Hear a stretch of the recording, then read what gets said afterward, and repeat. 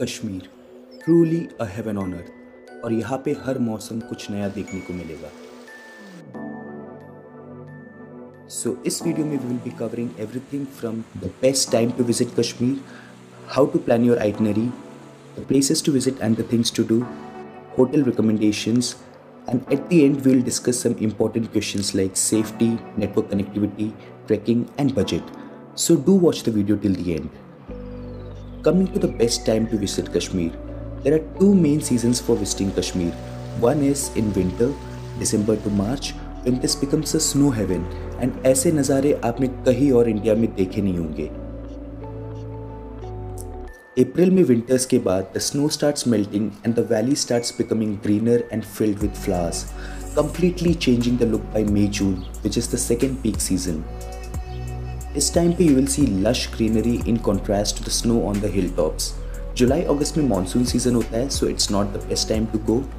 September to November is good if you want to see greenery, लेकिन इस time तक snow पूरा melt हो चुका होता है and the hilltops will be mostly naked. But nevertheless, it is still an amazing sight. इस time पे आप एप्पल्स भी देख सकते हो और इस टाइम पे होटल्स के प्राइसेस वगैरह भी काफ़ी कम होते हैं. So a good time if you want to travel in budget and yet experience the beauty of Kashmir. My personal favourite time is May June. इसके अलावा when I will be taking you through the places to visit and the things to do, I will highlight the best time of the year for that as well. So how to reach Kashmir. यही तो सबसे आसान और बढ़िया चीज़ है कश्मीर के बारे में. श्रीनगर की कनेक्टिविटी बहुत अच्छी है. You can come here by flight from any major city in India. So basically I can leave from Bangalore in the morning and by noon I can be skiing on the slopes of Gulmarg. Not many hill stations can boast of this luxury. Window seat ज़रूर लीजिएगा अपनी flight में, क्योंकि flight के बाहर के नज़ारे बहुत सुंदर है. How many days should your trip be. Ideally, you should be taking out 7 to 8 days for the trip, but you can also do it in 3-4 days. So normally लोग श्रीनगर में stay करते हैं and then they take day trips to hill stations like Gulmarg, Pahalgam, Sonamarg. You can do this अगर आपके पास time कम हो या फिर आपको मल्टीपल होटल्स बुक नहीं करने हो. But what I would recommend is staying at the hill station, because why would you want to live in a city when you can live with a view like this? Srinagar आप and में रुक के explore कर सकते हो, so that you are close to the airport for your departure flight. So this is how the itinerary would look like. Day 1 आप श्रीनगर में land करते हो एंड एयरपोर्ट से ही आपको कैब मिल जाएगा. But one important thing to keep in mind is, जो आपको यहाँ पे कैब मिलेगा वो आपके बस होटल तक ही जा सकता है गुलमर्ग, पहलगाम और सोनमर्ग में. लोकल साइट सीइंग के लिए आपको लोकल कैब ही लेना पड़ेगा. सो कैब लेके आप सीधे एयरपोर्ट से निकलो for Gulmarg, which is just 58 kilometers from airport and takes less than 2 hours. And boy, if you are going in winters, you will be in for a very pleasant surprise. एक तो winters में श्रीनगर में आपको लगेगा कि सब सूखा पड़ा है, ना पेड़ों में पत्ते हैं और कहीं कहीं थोड़ा थोड़ा बर्फ़ है.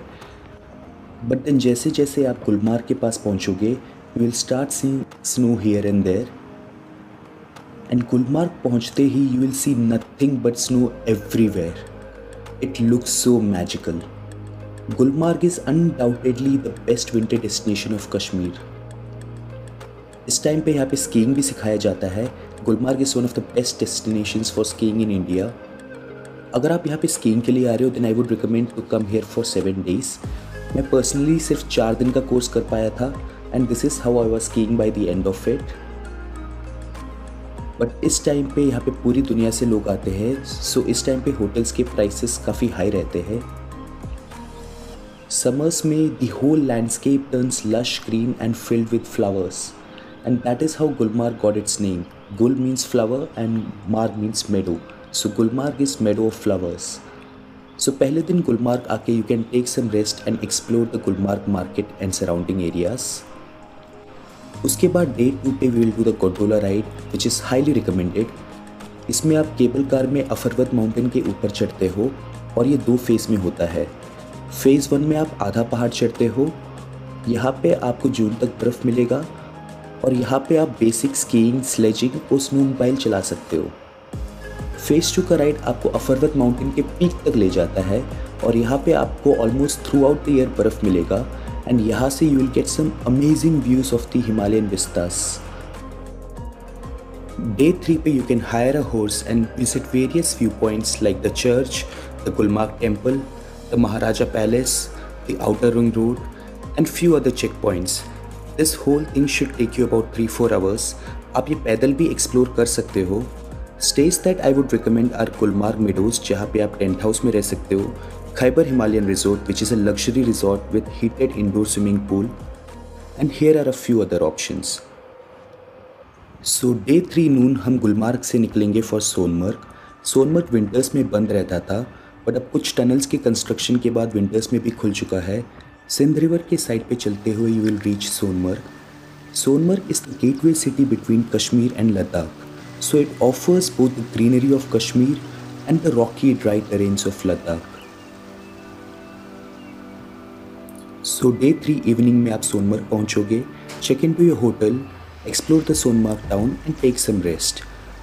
The whole of Sonmarg town is situated along the banks of the Sindh river, so आप कहीं पे भी stay लो, view wise इतना difference होगा नहीं. So you can just look up the ratings and find a suitable stay depending on your budget. Day 4 में we will hire a local taxi and visit Zero Point. यहाँ जाते वक्त you will be traveling on India's most dangerous road, the Zojila Pass Road, which also offers some amazing views. I would recommend अगर आपके पास time हो तो आप Zero Point से आगे जाओ द्रास विलेज तक, which is in Ladakh and is the coldest place in India. और इस रास्ते में आपको पूरी लेह लद्दाख वाली फीलिंग मिल जाएगी. द्रास में you can visit the Kargil War Memorial and pay respects to the brave souls who laid their lives for the country. उसके बाद शाम तक आप सोनमर्ग वापस आ जाओगे. Next morning you can take a horse or trek to the Thajves Glacier, and it's a very beautiful spot having panoramic views of mountains in all the directions. Highly recommended. यहाँ से आप 4-5 घंटे में वापस आ जाओगे. So day 5 noon and we will be leaving for Pahalgam, my favorite destination of Kashmir. Pahalgam के रास्ते में you can visit the Apple Valley, then Lidar River के साइड पे चलते हुए you will reach Pahalgam. Pahalgam is undoubtedly the best summer destination of Kashmir. Pahalgam town is situated on the banks of the Lidar River, and Lidar River looks so beautiful during summers. Its water is so blue and so clear. और यहाँ पे आपको अलग level greenery देखने को मिलेगा. So यहाँ आप शाम तक पहुँचोगे, then you can explore the Pahalgam market. Pahalgam is a good place अगर आपको अच्छे walnuts, spices, केसर वगैरह खरीदना हो. Couple of stays that I would recommend is Hotel Heaven, which is situated just along the Lidar River and offers great view and great facilities. If you are looking for a budget option, then you can go to Bentes Lodge, which is in the middle of the forest and offers great views again. Next morning you can take a cab and visit a bunch of places. So पहले हम जाएंगे चंदनवाड़ी, जहाँ से अमरनाथ यात्रा शुरू होती है. Chandanwadi looks really the best during winters. इसके बाद हम जाएंगे बेताब वैली, जहाँ पे लिदर रिवर बहुत सुंदर लगता है and is covered by forests in all the directions. बेताब valley looks the best during summers, but it also looks really great during winters when the whole valley is covered with snow. Now we will be going to Aarey Valley, जहाँ का रास्ता बहुत सुंदर है and the valley itself is very beautiful. अगर आप यहाँ पे जा रहे हो then I would recommend कि आप घोड़ा लेके आरू हिल टॉप पे भी जाओ, क्योंकि वहाँ का व्यू भी बहुत सुंदर है. आरू valley looks the best during summers. Winters में it looks like this. Next day जो कि है आपका डे 7, आप घोड़ा लेके Baisaran valley, Kashmir valley, Dabian valley वगैरह विजिट कर सकते हो, which are huge green valleys in the middle of forests and mountains. ये आपका 3-4 घंटे में हो जाना चाहिए. उसके बाद we'll return to Srinagar and try to reach before sunset, because the best thing that you can do in Srinagar is take a shikara ride on Dal Lake during sunset. It looks very beautiful and is a very unique experience. Shikara में ही आपको चाय, coffee, खाना, even barbecue तक मिल जाएगा. और शिकारा में आप floating market से शॉपिंग भी कर सकते हो. Staying in a houseboat I personally found overrated because it's not like you are staying in the middle of the lake. लेकिन सारे बोट्स जो है लाइन से लेक के साइड पे लगाए होते हैं and you can stay there. I would prefer staying in a hotel when I'm in Srinagar. अगले दिन depending on whatever time your flight is, you can explore these local destinations of Srinagar या फिर यहाँ का खाना भी explore कर सकते हो. यहाँ पे बहुत रेस्टोरेंट्स मिलेंगे where you can taste authentic Kashmiri wazwan. Kashmiri wazwan में बेसिकली मटन के बहुत सारे डिशेस होते हैं एंड राइस के साथ सर्व होता है। My personal favourite dishes are mutton rogan josh, mutton rishta and tabak maas. If you like sour or curdy flavors, you can try mutton gushtaba and mutton yakni. Here are some restaurants all across Kashmir where you can taste some amazing Wazwan dishes. इसके अलावा पूरे कश्मीर में north Indian food तो मिलता ही है and here are some Kashmiri vegetarian delicacies that you should try. And you should definitely try कहवा जो कश्मीरी चाय होती है। जिनको ट्रैकिंग सही लगता है उनके लिए कश्मीर में बहुत ऑप्शंस है एंड ट्रैकिंग में ही आप वो ऑफ बीट कश्मीर देख पाओगे, वो वादियाँ देख पाओगे बिना भीड़ के। हमने पर्सनली एक 3 दिन का ट्रैक किया था to Har Bhagwan lake which was really beautiful. Some of the popular treks here are the Kashmir great lakes trek, Tarsar Marsar lakes trek, Tulian lake trek and Alpather lake trek. So take a look at our trekking experience while we answer some of the remaining questions. So अगर आप बाहर से या किसी और state से कश्मीर आ रहे हो then you will need a postpaid SIM for it to work there.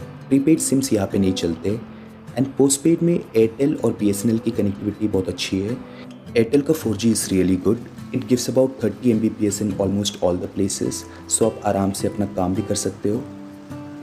एक बहुत ही कॉमन रीज़न जिस वजह से लोग कश्मीर विज़िट नहीं करते हैं that is concerning the safety. अब मैं 4 बार कश्मीर जा चुका हूँ and personally I didn't face any issues with regards to safety anywhere because the whole economy depends here on tourism. So the localites make sure कि टूरिस्ट को कोई issue ना हो। But to ensure even more safety I would suggest कि आप जो popular destination है वहीं पे जाए at least on your first trip to Kashmir.